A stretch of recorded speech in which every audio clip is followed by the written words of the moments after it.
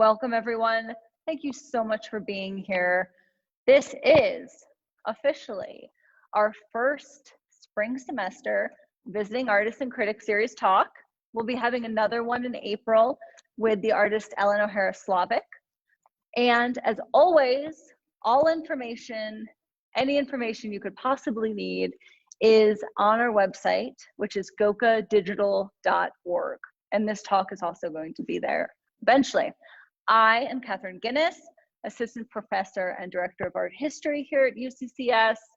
And I am delighted, absolutely delighted, to have Kimberly English here to talk with you today, introduce you to her work, and talk about her upcoming exhibition, Touch and Go, which is on display here. I am sitting amongst it at the Downtown Gallery of Contemporary Art. You can see one of my personal favorite pieces that I've parked myself in front of. It's beginning this weekend. As of this weekend, you can start making appointments, can visit the show, can make private appointments in which you are the only one in the space, and we are cleaning in between.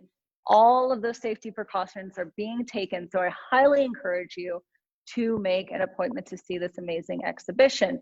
Again, you can do that on the Goka Digital website. So Kimberly is currently a visiting Fears artist. We are so lucky to have her visiting, installing this exhibition, working virtually with students. You have been very, very busy this past week. And a side note, if at any point I start choking up here or getting a little verklempt, I have been a huge fan of Kimberly's work for a very long time. And it means a lot to me that she is here, that her art is here, that this amazing show is here. So bear with me, everyone. Fears, of which she is a resident, is the Female Emerging Artist Residency Series, which was co-founded by myself and Corey Dreith, and which is generously funded, amongst other sources, through UCCS's CRCW, PFH grants. So thank you very much for those. I want to let everyone know, again, I will not stop singing its praises. Her upcoming exhibition, which we will have a preview of this evening, will be shown in the upcoming months here at the Downtown Gallery of Contemporary Art. So please make your appointments. You can go ahead and start making them right now on our website at Goka Digital. And you can get more updates on what's coming up, more talks, more information on Fears, and what's happening with Goka in general. I'm repeating myself, but you've got to see this show. I also want to thank Daisy McGowan and Stephanie Van Fonge for everything they do for Goka, as well as to thank Nick Henning for all of his amazing work on installing these exhibitions for us. We couldn't do it without them. We couldn't do it without our student workers. Thank you so much to all of them, especially with this particular show, Sophia Rossi. So everyone watching, thank you. Please, again, feel free to ask questions in the Q&A as we go.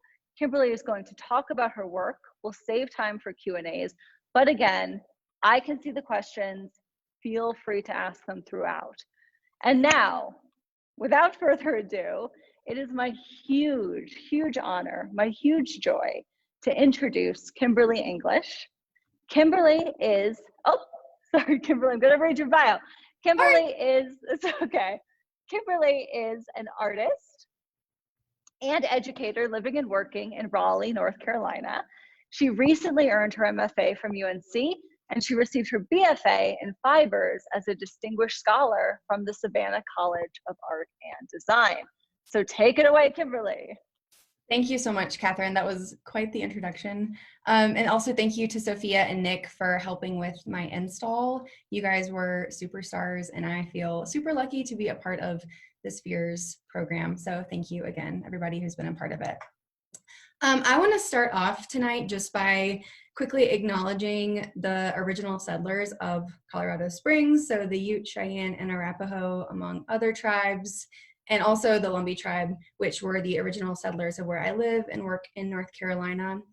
Native American crafts, specifically weaving, was kind of one of the original sparks that led me to make the work that I am making now. And I think that it's important that we recognize the contributions of Indigenous peoples to these institutions and these systems in which we benefit. So for this talk, I am first just going to talk a little bit about the foundation of the exhibition. So giving some examples of some literary, artistic, and just conceptual work that has kind of been integral into the way I'm thinking about the work in this exhibition. Then I'll do a walkthrough where I talk briefly about each work in the show. And then at the end, we'll have a Q&A where you guys can ask your questions and Catherine will select some and then I will answer them. So to start off, the title of this exhibition is Touch and Go. And it comes from a quote from Buckminster Fuller, who is kind of this prolific architect and thinker known for his utopian but also pragmatic ideas. And I have just kind of fallen in love with his drawings over the past few years and how he manipulates systems within those drawings. In his book, The Critical Path, he says this: "Think of it. We are blessed with technology that would be indescribable to our forefathers. We have the wherewithal, the know-it-all to feed everybody, clothe everybody, and give every human on earth a chance. We know now what we could have never known before, that we now have the option for all humanity to make it successfully on this planet in this lifetime. Whether it is to be utopia or oblivion will be a touch and go relay race right up until the final moment."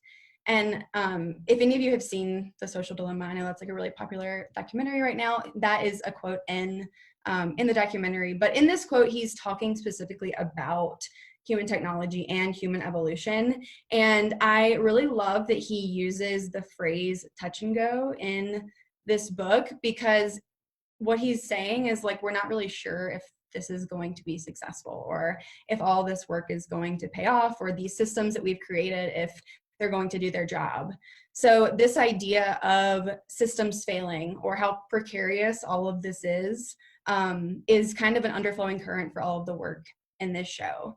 There are other writers and thinkers who have written about this idea of precariousness or of the accident, most notably like Paul Virilio, who I reference a lot in my work.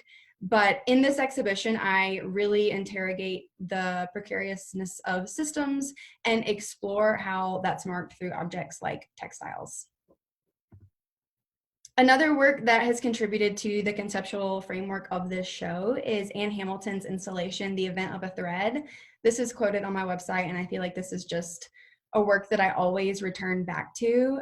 It's kind of just a really important fibers exhibition. But she has this quote in her opening for this installation, and it says, "Cloth is the body's first architecture. It protects, conceals, and reveals. It carries our weight, swaddles us at birth, and covers us in sleep and in death.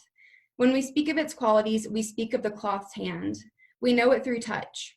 Like skin, its membrane is responsive to contact, to the movement of air, and to gravity's pull." So the way that I see this work by Hamilton and this idea of cloth being a stand-in for human life, relating to the notion of precarious systems, is that cloth is in itself a system. There is this framework of a grid that cloth is either woven or knit upon. And in my work, I dissect, unravel, or manipulate in some way these systems. So in this way, my work becomes symbolic of the systems in which we live and participate, specifically looking at this through the feminine lens. I often talk about the term women's work when introducing my work. And initially this was kind of coined as a derogatory term it was referring to labor that was done in the home by women, and essentially thinking about things that could be done while caring for a child, most specifically sewing and textile work.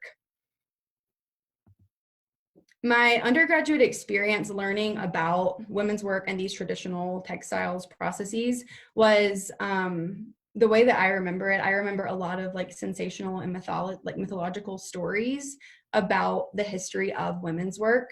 So for example, Homer's Penelope, who infamously wove and unwove during the night while waiting for her lover to return from sea. So she was like kind of pushing off her suitors, waiting for her husband to return.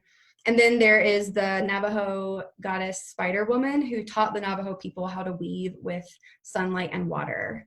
I think about these stories very fondly and often in my practice and in my work, because there is so much truth to them, and there is a magic and something kind of supernatural about making cloth and dealing with something that is so synonymous with life.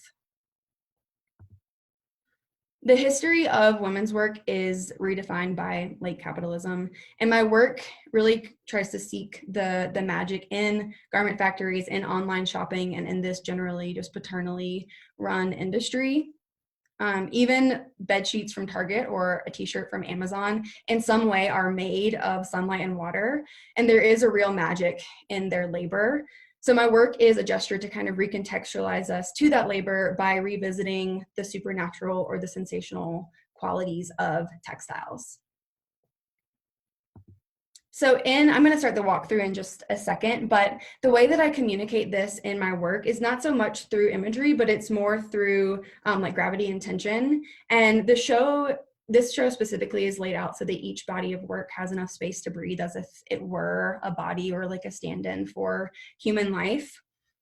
Especially the first few works I'm going to show you, you're going to see a really dominant color palette that is red and white. And I think that this is just a really powerful color combination throughout art history and textile history.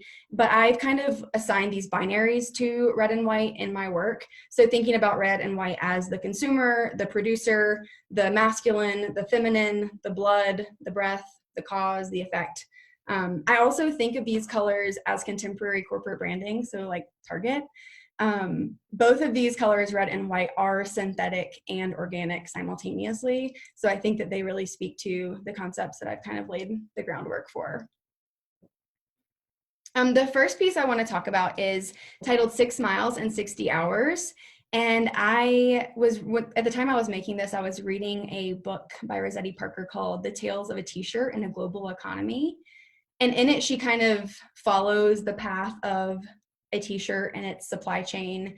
And it's just really amazing how far our clothes travel. And in it, she talks about how each t-shirt is made with 6 miles of yarn, which I just kind of like, that just blew my mind.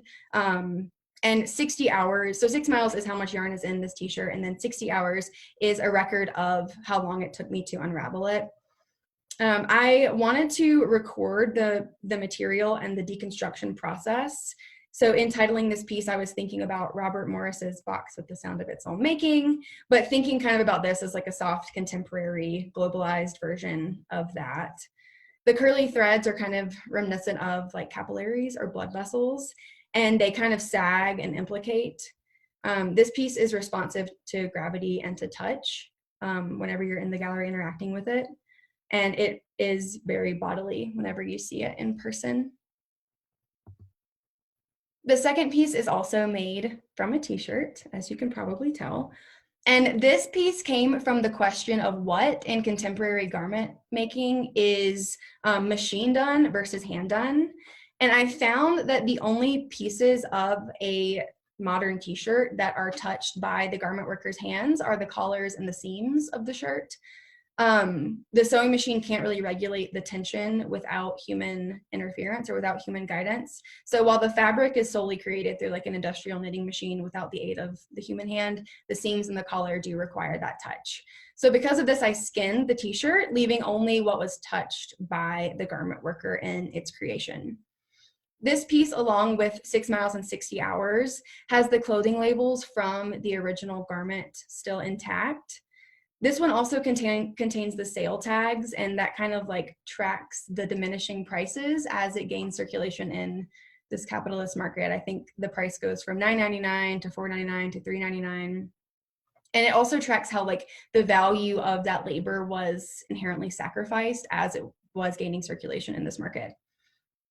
The phenomenon of distance is important to this work. Often when talking about my work, I discuss the familiar and the foreign and this show kind of juxtaposes the two of those. So thinking about the effects of globalized capitalism and the collision of things that normally wouldn't cohabitate. The clothing label reads that this shirt was made in Guatemala, sold at JCPenney, and then resold at a local thrift store to me in North Carolina during rescue mission. So the collision of the local and the global is kind of confronted in this piece through this textile object. I believe that this phenomenon of distance is not just felt by me, but by the majority of consumers towards the things that we buy. I think that feeling is often kind of disregarded as apathy, but the concept of investigating the hands and the distant places that make our clothes, the places that they have been but we have not, just seems so large and far away that I want to collectively begin thinking about it through this work. So you'll hear me refer to several of the works in this show as drawings, and sometimes we might not think of using garments or ready-made textile objects as drawing materials, but to me, these are ways of mark making with these garment objects that feel more expressive in some ways, and they're a way for me to kind of create patterns or motifs that go beyond just like a mere deconstruction. So sometimes throughout this talk, I'll just call it a drawing, but just know that it still is fabric. The deconstruction process began as a way to familiarize myself with garment construction. Garment construction is very, very technical, which sometimes is hard for me. I have to use a different part of my brain than the rest of my creative process. So by investigating the making of these articles of clothing through unmaking them, I kind of revisited the labor of the garment's creation. And in this way, the cloth kind of becomes ubiquitous with life, not only with the life of the wearer, but also the maker. And because of this, you'll see that my work often refers to the female body. This piece is also made of t-shirts. So I just want to talk a little bit about the process because you might be looking at this like, where are the t-shirts? So this piece was woven panel by panel, and the weft, or the horizontal thread on each woven panel, is a deconstructed t-shirt. So like the sagging white and red are unknit t-shirts that are then used as the weft. This was the first time that I had used pink in my work, which is kind of funny. It seems like such a natural choice because red and white mixed together makes pink. But it was really hard for me to use pink in this piece for some reason, because good or bad, it is such a signifier of femininity. And it kind of like made me reflect on my relationship with this color and why it was so polarizing. When I was young, pink was my favorite color, and I like loved wearing pink and made me feel really pretty. And then whenever I was a teenager, I was just very strongly against it, like nothing pink at all. But now that I'm like a young adult and growing more comfortable with my softness and my femininity, I am starting to embrace that color again. And this piece kind of made me realize how misogyny plays a role in our forms of expression and how a color can be perceived as polarizing. And that's just something that I think I want to continue exploring as it relates to being a woman who is making artwork. The next work I want to talk about is Deep Colors Bleed. And this one, as you can see, is also using pink. This was made out of garment tags that are gifted by future panelist, future artist, Ellen Slavic. So thank you, Ellen.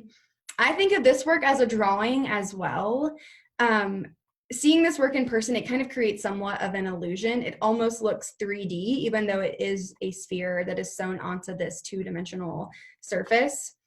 And this is kind of like a dance between perception and what's actually happening. And it kind of came from this place of feeling gaslit repeatedly in personal relationships and kind of wondering constantly, like, am I in the wrong? Like, is my perception of what's happening valid? Which is something that I think a lot of people deal with, specifically women in their personal relationships. I think this was also a piece in 2020 that made a lot of sense considering the political climate. There was like kind of this palpable tension, at least for me, that I could sense, where there was this like gap between reality and perception of what was going on in the world. And I am really interested in this idea of the illusion. And I want to keep exploring this gap between reality and perception through the visuals of my textile work. The power of cloth is a notion that I seek out a lot in my research. And this 1958 study from Harry Harlow is something that I just like always come back to kind of as evidence of that. So the details of the study, it's pretty gruesome, but he kind of created these two surrogate monkeys, one of them that was left uncovered, made of wire and metal, and was just like cold and not very comfortable, as you can imagine. And then he created another one that had a wire framing inside, but then he covered it in cloth. And he found that even when he gave no milk to the cloth surrogate, the infant monkeys that were the test subjects still preferred the cloth surrogate. So when the wire one had the milk, they still preferred to be with the cloth surrogate. And this study just kind of like, I don't know, was kind of rattling to me because it shows just how powerful cloth is. It provides warmth, it instinctually reminds us of home or being held, and ultimately it is a stand-in for comfort or even life. And this piece is titled after just like following that study or continuously returning to that study. And the title of this is Surrogate.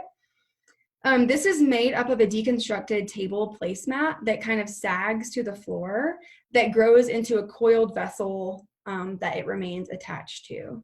When I made this piece, I was thinking about giving and taking within a relationship, much like a vessel or the female body can both receive and provide. I was also thinking about relationships and what a perfect exchange of labor looks like in personal relationships. So these binaries umbilically joined kind of suggest a simultaneous dependency and a need for separation. Okay, this work is titled Getting the Spots Out. And there is a spectrum of critical commentary within my practice that refers to the labor enacted by women that seems in some ways ceaseless and in other ways obligatory and even absurd. In Getting the Spots Out, a polka dotted bed sheet has had all of its red spots removed except for one. So it's referencing sex and menstrual blood through the materiality of the textile.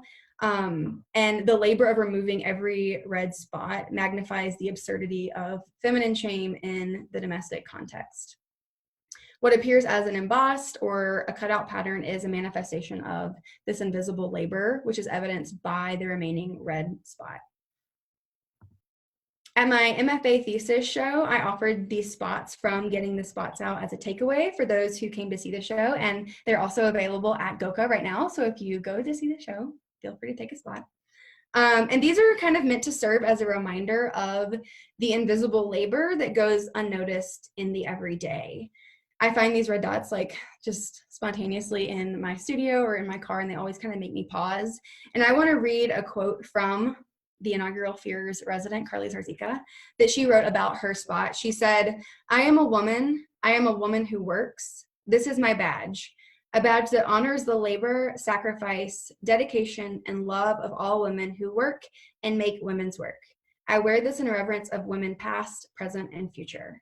So I just think that's a really very nice write-up from Carly, but a really nice summary of what the goal of these spots are and how this work can live outside of the gallery. So if you could visit the gallery, pin one to your shirt or your jacket or your backpack and take it with you. Okay, this piece, I would like to start by crediting Sonia Clark, fibers artists who are interested in working with found materials. Please go follow Sonia Clark's work. She is really amazing. And she's kind of making a lot of work about being an African American and how like culturally objects and cloth is charged and what meaning is imbued in them. She has a series of flags that was one of the drivers for this work. This piece started out as a response to the America First ideology that was really rampant during the 2016 election and that's still pervasive today. Disassembling the flag was really cathartic and even anger-inducing, and it kind of carved out time for me to reflect on the political and social feelings that I felt in the last few years. Unweaving and then reweaving this flag back together felt like an homage to the America that I hope to see one day. I think this flag stands as a marker of this really specific time in history, but one that we must certainly revisit together and put back together. Whenever you see this work in person, you'll see how vulnerable the threads are. It's kind of a nightmare to install because they like continuously pull out and have to be rewoven. And I think that just kind of speaks to the conglomeration of many small threads that together make something really powerful. There is a written component to this work as well that I'm not going to read to you today, but it was recently shown in an amazing exhibition called Anything is Possible with a PDF that was put on by a Breer Gallery, and that's ABRIR. So if you guys are interested in reading about the kind of more of what went into this work, feel free to look up that exhibition on their website. This work is also important to this show because it kind of broke me out of my red and white obsession, and it forced me to use blue. And then I started kind of introducing other fabrics into the work. So denim is a piece that you'll also see in this exhibition when you go to see it, or if you see it online. And I'm still kind of thinking about denim and its connotations of labor and exploitation in my work. But denim was originally from France, but it gained popularity in America during the 1800s among gold miners and other people who needed really durable, resilient clothing that didn't tear easily. Many people think about denim as being like a very democratic fabric because you'll see it on the runway and you'll also see it on like your average Joe in Burger King. But we can't really talk about denim without talking about the power systems under which it's produced. As Karl Marx infamously said, without slavery, there would be no cotton. Without cotton, there would be no modern industry. So for those of you who don't know, denim is made of cotton. And the weaving pattern that it's created on is called a 3-1 twill pattern, which was really popular and is still really popular amongst working class garments because it hides stains really easily, most notably blood. So although denim has stood the test of time as like the ultimate symbol of resilience and function, it is also defined by the exploited labor that's woven into the fabric. The first piece that is made of denim in this show is titled Selvage. A few years ago, the last selvage denim company in America closed, and it was Cone Mills White Oak in Greensboro, North Carolina, and it was there since 1905, and it made these really beautiful, high-quality selvage denim, all different types of selvage denims, but they kind of followed cheaper labor to Mexico a few years ago. So I have a series of these thread drawings that I've been working on that explore the simultaneous division and overlap between the domestic and the global, and the public and the private. They explore the interactions between nebulous systems, and they feel like they speak, at least to me, more broadly about the relationships I've spoken about this evening while only using the denim itself. This piece is also made of the same denim from Cone Mills White Oak, and this is a scan of my grandfather's fishing net that I have then put onto the fabric and then deconstructed it. So this piece, similar to Selvage, feels like a drawing, but in this one I was thinking about cloth and string as technology and as systems as well. And this piece felt very different and healing in some ways. After my grandfather's death, I was kind of taking this textile object that already was imbued with its own meaning and function and just kind of studying it and meditating on it. It felt really personal and cathartic to make this. The next denim piece is titled Under the Foot of a Woman. So this is made from the same exact denim, but made from the Mexican mill. And this piece is referencing Saint Margaret. So Saint Margaret is known as the patron saint of childbirth, and she's kind of been this like emerging icon in the representation of women in textiles throughout history. In her image, we see the importance of fertility and reproduction to society, extending beyond medieval times. We also see the church's determination to control the female body and reproduction as an ongoing issue. After proclaiming her piety publicly, St. Margaret was asked to marry a really prominent man, but in doing so, she was going to have to denounce her faith. So she refused and then was tortured, during which time Satan appeared to her in the form of a dragon and just swallowed her up. And she escaped by using her crucifix to carve out of him. And as the story goes, the conclusion is that she wrestles with him and puts her foot on his neck and says, "Lie still, thou fiend, under the foot of a woman." And through her escape, she prayed that she would be considered the intercessor for women in labor once she did escape. And this piece kind of blends together the legend of a woman asked to denounce her body and her mind, who has come to represent the labor of women despite violent persecution. This piece is a bit different from the other works in this exhibition, as it explores the relationship of women's labor to spirituality through imagery. This work is also meant to reference the woman in the history of women's work and challenge ancient notions surrounding the female body in the context of contemporary labor. Okay, we're gonna transition into some more personal work. So this work is titled Creole, and the blanket belonged to my grandmother, my maternal grandmother, and it found its way to me through my mother. Creole was my grandmother's last name, my mother's maiden name, so it's kind of about the three of us connected by this name, but cut from the same cloth. My fixation with clothing and thread is matrilineal for sure. It was shared by my grandmother, whose materialism kind of came in waves of mania, and it was shared by my mother, who taught me how to sew and fall in love with textiles at a really young age. This thread connects us as it has families for centuries. This piece, similar to net, was somewhat of a meditation in mourning.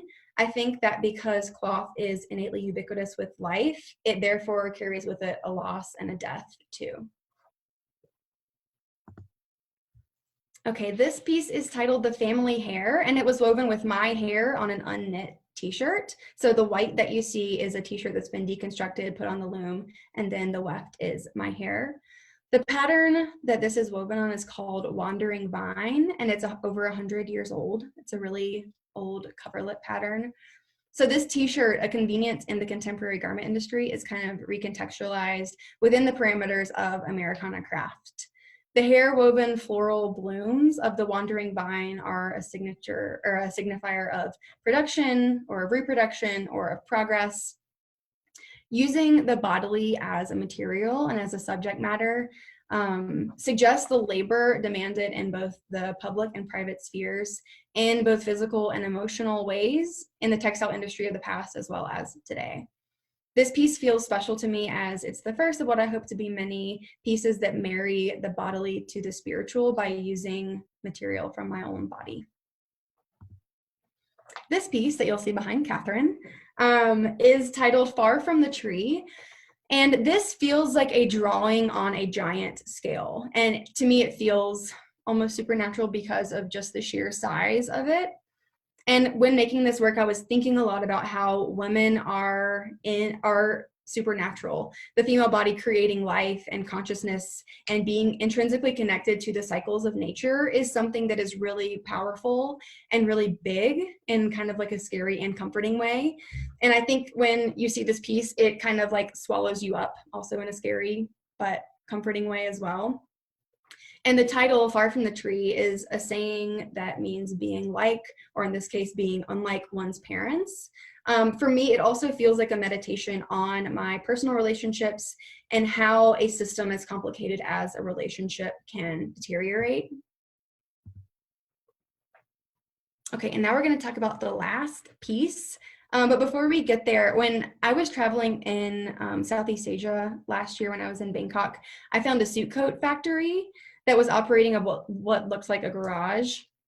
And the suits were stunning. The craftsmanship was amazing. The fabric was gorgeous, but the conditions were less than ideal that they were working in. So I used Google Translate to ask them for the scraps they were going to discard at the end of the day. And the piece that you'll see next utilizes those scraps sewn together. There is an essay that is really important to my work right now, and it's titled Piecework, Home, Factory, Studio, Exhibit, and it's from Maureen P. Sherlock. And I'm sorry, this is kind of a long quote, but I do think it is important to this work. She says, "The fiber and clothing industries have always been at the vanguard of the changing nature of capital, as it moved from home weavers and pieceworkers to high-end ateliers and later steam-driven factories using machinery deliberately designed for the small hands of children and women. Sweated labor is the term most often used to describe piecework, where the worker is paid not for their timed labor, but for the number of objects produced by the worker. This work can be done either at home or in small mom and pop factories at the lowest end of the feeding chain, like this factory in Bangkok. In many instances, time quotas are also imposed on these low-paid workers, and they also reproduce ancient prejudices of the value of men's over women's work." So I think this quote just kind of succinctly ties in why I'm using these scraps from this factory to the rest of the work. Again, that essay is titled Piecework Home Factory Studio Exhibit. So this piece, again, these scraps are from that factory, and it is a temporal work. So it is installed with a humidifier in front of it, and it is sewn together with water-soluble thread. So as this piece progresses and lives on in the world, in Goka and beyond, it will slowly start to deteriorate and fall apart stripe by stripe. This piece feels really active and exciting to me because the rest of the work in this show does feel passive in that I am creating this action or these series of actions, and then the work is kind of evidence of those actions. But I wanted to explore in this piece what it would look like if the piece itself were the cause and the effect. So this explores that idea of systems collapsing in real time, and it's somewhat an immersive experience because we get misted whenever we interact with the work. So hopefully you guys will be able to interact with this if you make an appointment. It'll be up at Goka until March 19th. That was the last piece in the walkthrough. So Catherine, I can turn it over to you if there are questions or any comments, anything. Yeah, if you want to go ahead and stop the share screen. Hello, everybody. We have quite a few comments throughout the talk in the chat. It was very, very well received. That was a great talk. Thank you so much for that. Thank you guys. A lot of people were agreeing that was just very gorgeous, very powerful work. Thank you for that. And that Mary Bross said, just love hearing the history of those fabrics. I think you can come and see the show. And again, your practice is so labor intensive, and you can see that it's so time intensive. And that is very clear when you come see the show. But the stories of that fabric are not immediately apparent. I didn't know about the fishing net, and that really choked me up. I knew about creel, but that is an image of your grandfather's fishing that is so amazing. Let's see what other comments we have. Just many thank yous. Patty Sullivan says you were amazing. Oh, thanks, Patty. That's my mother-in-law. Just to touch on that, like I also agree that like the story does enrich these works, and like in my work I try to use secondhand material as much as possible and kind of touching on the life, like the previous life of these textiles before I manipulated them. So thank you for that comment. I think that was really great. I did, and again, everyone, feel free to go to the questions. As soon as I saw the piece that resembled the flag, wanted to ask you about Sonia Clark, but I didn't want to keep up bringing other artists with that. No. So I was so glad to hear you mention Sonia Clark. Absolutely. Yeah, and oh, sorry. I had a studio visit with her when I was in grad school. She like came to UNC, and this was like way before I was thinking about the flag work, but she's like been, the questions she asked, I still kind of remember those. There were some hard-hitting questions, and the way that she thinks about material and the meaning that's imbued in already existing textiles is something that I find really, really amazing, and something that I try to bring into my own work. So yeah, I wanted to be sure and credit her because she is like the OG with deconstructing flags. So yeah. I love her work. I'm sure many people in our audience know Sonia Clark's work, but if you do not, please go and look at her. I have a question, and maybe I'm overreading. Let's and look at, and there are many other questions, but we both attended that. She did a studio visit with you. We were both in attendance at the same artist talk that Sonia Clark gave, and I have never stopped thinking about a piece in which she collected her mother's or her grandmother's white hairs only. And she had, it reminds me of the work and labor that goes into your practice. She had studio assistants, which you did not have during your MFA, that would hold up to a specific color of white, and it had to be that kind of white. And she gathered those white hairs. And the way you talk about the body, the way you talked about your hair and how that links to a spirituality, she talked about that as that white hair holding a wisdom. And so I love, love, love that the piece with your hair is directly, and again, come see the show, everyone, is directly across from that flag piece, which kind of has some of her in it. And I just want to tell everyone, because it's on my mind now, I will never forget that piece of that image of all of the ball of white hair. And she said with it, this quote that we play and replay history as if it doesn't have blood on it. And I just, this show evoked that for me again in new ways, in different ways. So thank you for that. And now I will stop talking and get to the many questions we have coming in. That was great. So I am going to see, yes, this reminds me, Mary Brooks, again, I think this is very Portal-like. She says that it makes her want to walk through it to see what's on the other side. It's very, I want to get sucked through it. So can you talk a bit more? This is from Claire Rao, a faculty member at VAPA UCCS. Can you talk a bit more about, sorry, I should have worn my glasses tonight, about sourcing these materials? Some you bought to wear, some you found, manufactured, some from debris. How has this changed over time? And is that sourcing of the materials you work with important to you? Yeah, that's a really great question, Claire. That is definitely really, really important to this work. Like I was saying, like the textile objects having a previous life is something that I kind of like build off of.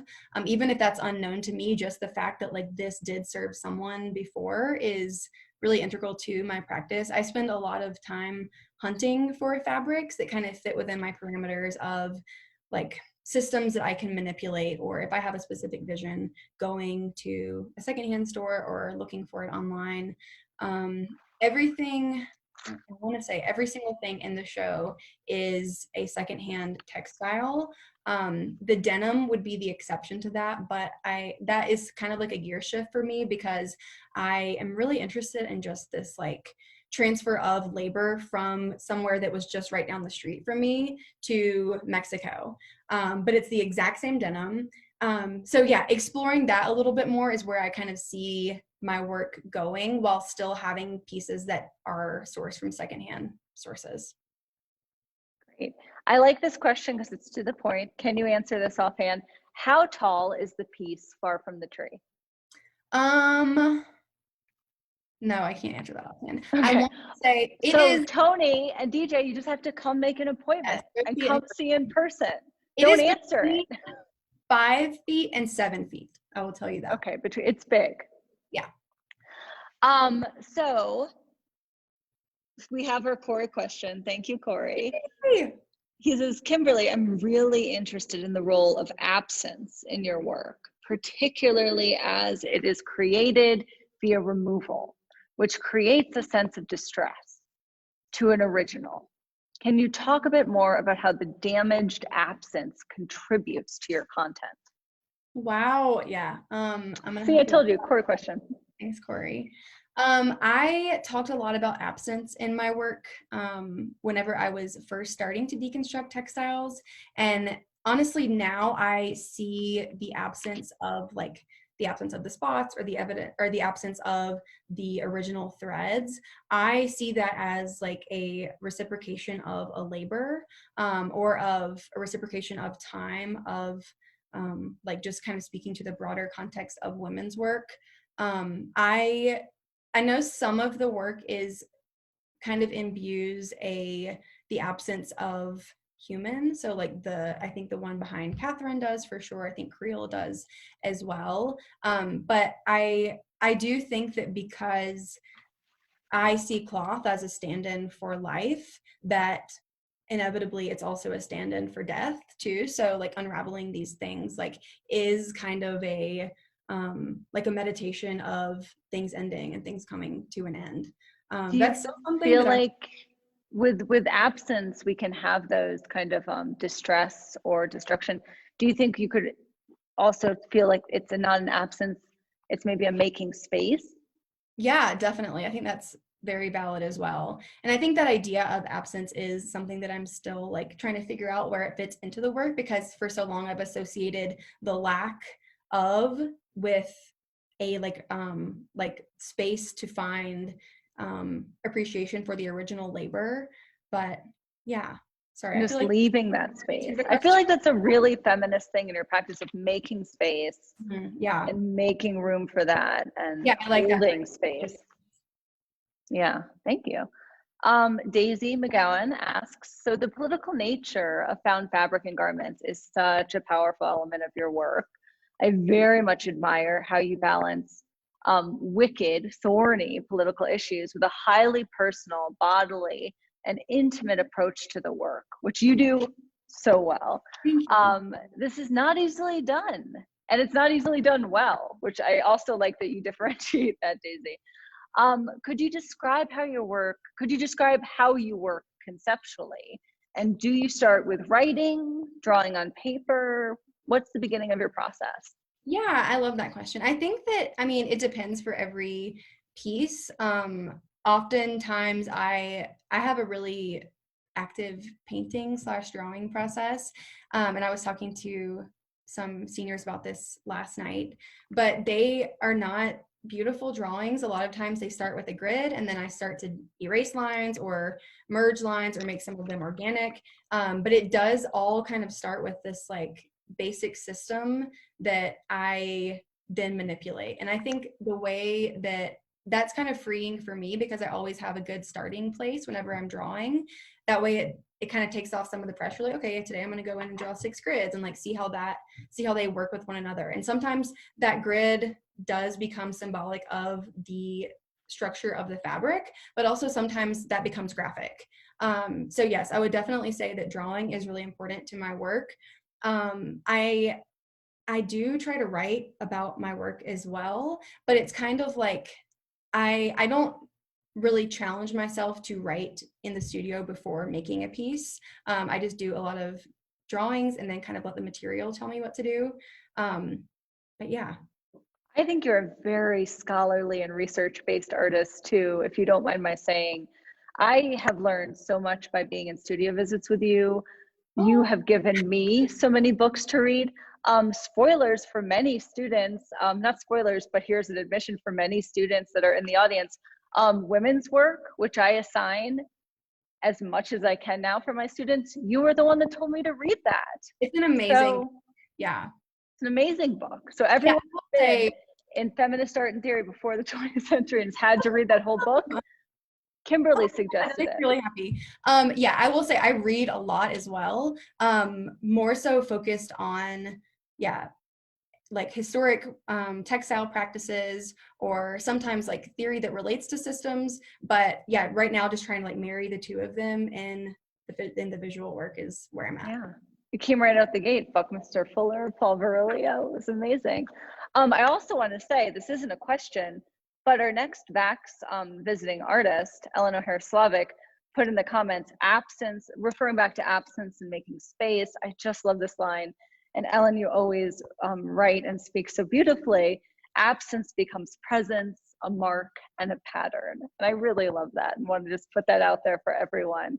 And Ellen works a lot, especially with, has gone to Japan many times. And I know there's something Roland Barthes has written about sewing pins that have little bells in them. So they're placeholders, but they make noise. Anyway, it's a good quote.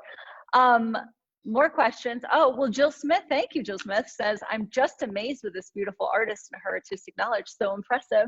Me too. Thank you, Jill. Okay, so beautiful and thought-provoking, says Kathleen. Can you tell me about water-soluble thread? That's such a fascinating element of the show. I want to know all about it too. Yeah, so that's something I've never really worked with before, but it's used for quilting. Somebody correct me if I'm wrong, but it's used for quilting so that you can secure pieces together, and then that just is kind of like a placeholder, and then you go back over and secure it with your ornamental or your decorative stitching.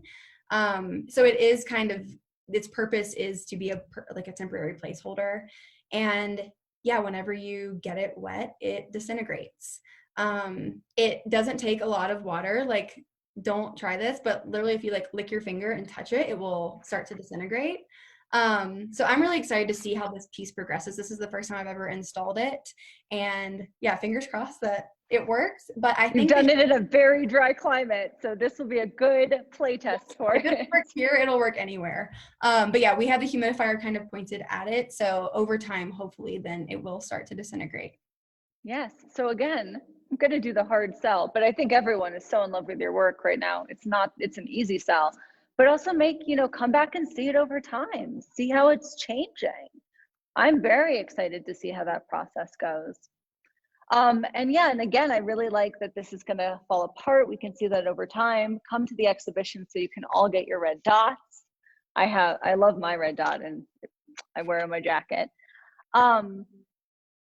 Daisy McGowan said in the comments, I love hearing about your process, Kimberly, and I agree, there's a ton of scholarly depth to your work, but visual work doesn't come out of writing always, so I appreciate you sharing this insight. Thank you very, very, very much. So Janine is asking, can you describe your process of creating the denim drawings? And she loved your talk. Hey, Janine. So the denim was really fun. And again, this was like a totally new process to me, but I projected images. I did drawings or did the scan in the case of the net, and then projected the image onto the denim. And then on the back side of where I would display it, so there's like a dark side and then there's a light side. On whichever side I did not want to display it, I would use, there's also water soluble markers, which are, you just like write with them, and then if you make a mistake, you just get them wet and then they disappear. So I did that because I tend to make a lot of mistakes in my drawings. Traced the areas that I wanted to unravel the blue thread, and then traced the areas that I wanted to unravel the white thread. So it was kind of this like very systematic way of creating value with the piece as well, of like, what did I want to be dark, what did I want to be a medium value, and then what did I want to be white.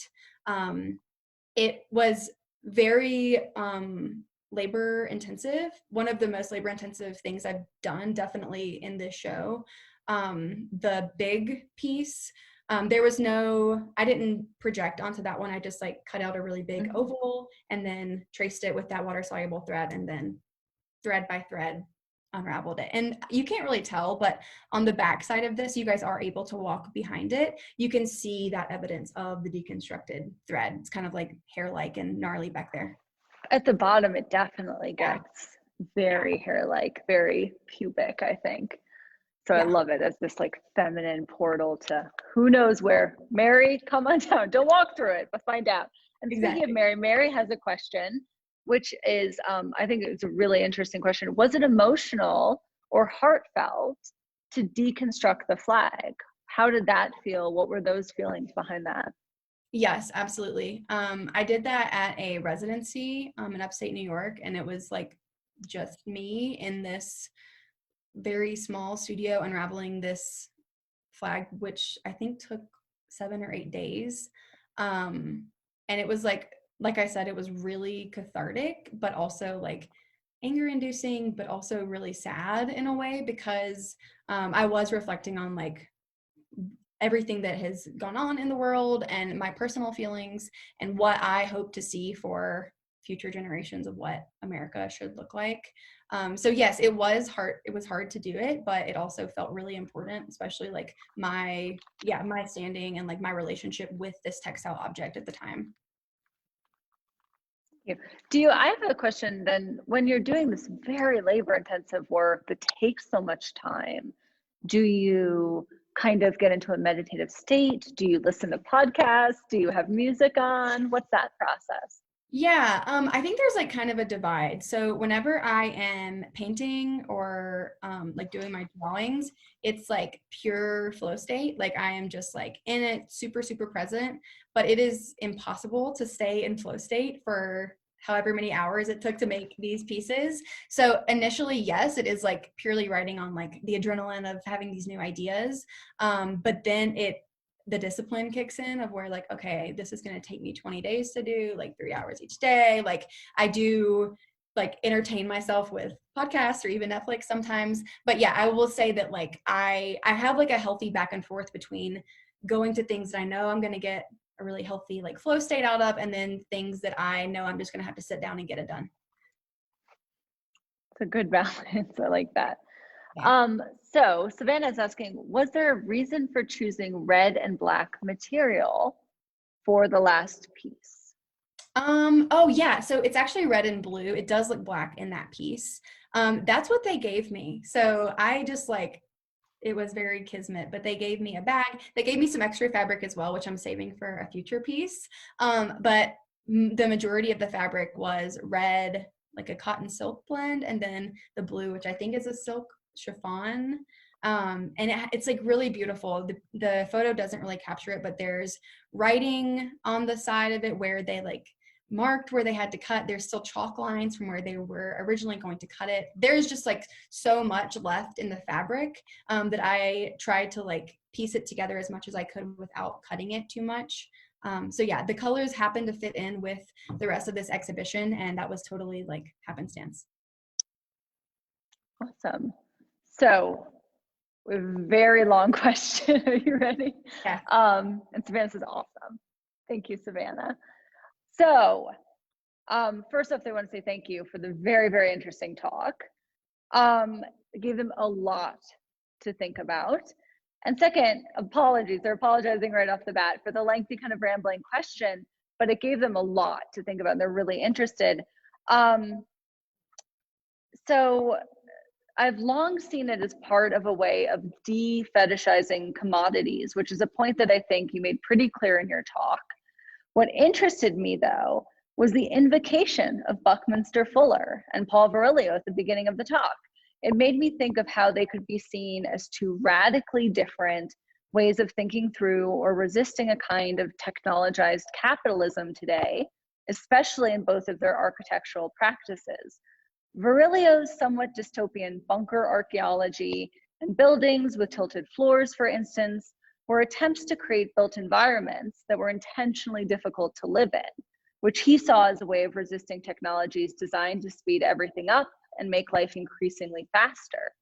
Fuller, on the other hand, was more interested in a utopian creation of built environments that had some sort of natural resonance with ecological forms. So given the show's title, From Fuller, but given how your practice of deconstructing the garment seems more in line with Virilio, and that it's really difficult and time consuming, which of these directions do you see reflected more in what you're doing? That is a really amazing question. I will be the first to admit that I am not a Bucky. I do not am well versed with Fuller as I am Virilio. Yeah, I like his theory and I like his drawings, but as a more integral piece to this work, as like a conceptual framework, I would definitely say that I'm like in the Virilio camp. I think his like warnings of this like exponential progress is something that I'm really fascinated by. I mean, we can get into like Marxist theory. There's like a ton of authors that like compound upon themselves that I think are present in this work. I think there is this very clear criticism of capitalism and of these like systems that we have created. But yes, to answer your question succinctly, Virilio is my dude. That is a shockingly succinct question to a very answer to a very unsuccinct question. I need to like screenshot that. I was like, why we gotta choose? And you're like, Virilio, done. I love it. I love it. Because yeah, I was so entranced by those. That was not my question. I know I looked at my phone to read it. It came in via text, but it wasn't mine. And then Ellen O'Hara-Slavic says, Virilio, disaster and accident, totally your work. Does anyone have any final questions? We are right at the hour mark. Final thoughts, final questions? I love that. Disaster and accident, totally your work. We'll leave that with Ellen. It's a good segue because Ellen is our next Visiting Artists and Critics Series speaker on April 8th, I believe, but go to Goka Digital to be sure. And thank you again, Kimberly. This was just such a wonderful walkthrough of this show. It was such a joy to get to hear you talk about your work. And again, I will tell everyone, come make an appointment. You have to see this work in person. It's so tactile. It is just great. So thank you, Catherine. Thank you. And I will I won't see you at the show because we're doing private, safe, individual appointments. But come on down and you will love it. Thank you to everybody. Goodbye. Bye, you guys.